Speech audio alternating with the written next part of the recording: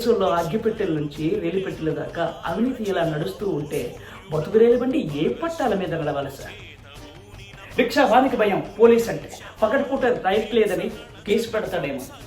Lorry వానికి భయం RTO అంటే, పర్మిషన్ ఉన్నా లేదని చెప్పి లారీని అడ్డంగా రోడ్ల మీద నిలిపేస్తాడేమో. రిటైర్ అయిన వారికి భయం పెన్షన్ తీసుకోవాలంటే, అసలు నువ్వు బతికే ఉన్నావా లేదా అని సర్టిఫికేట్ అడుగుతాడేమో. పిల్లల గల్ల తల్లిదండ్రులకు భయం కాన్వెంట్ చదువులంటే, ఎల్కేజీ పేరు చెప్పి ఎన్ని లక్షలు గుంజుతారేమోనే. ఒక రిక్షా వాడు, ఒక ఆటో వాడు, ఒక రోజు కూలి వాళ్ళు సంపాదించిన సంపాదనలో సగం ఈ లంచగొండలే తినేస్తూ ఉంటే మిగిలిన డబ్బులతో వాళ్ళ పెళ్ళాం బిడ్డలను ఏమని పోషిస్తారు సార్? ఇలాంటి వాళ్ళందరూ లంచాలు ఇవ్వగలరా? ఇవ్వలేరు. వీళ్ళందరి ఆవేదన చూసి నా గుండె రగిలిపోయింది. ఒక్కసారి విశ్వకవి రవీంద్రనాథ్ ఠాగూర్ ఏం చెప్పారో గుర్తు చేసుకోండి.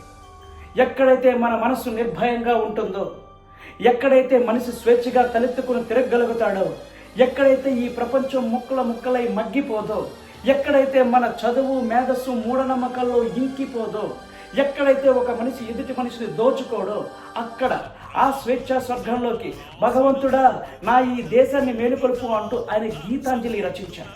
అదే పేరు పెట్టుకున్న నేను అదే స్వేచ్ఛ స్వర్గంలోకి నా ఈ సమాజాన్ని నడపడానికి ఈ రక్తాంజలి రచించాను.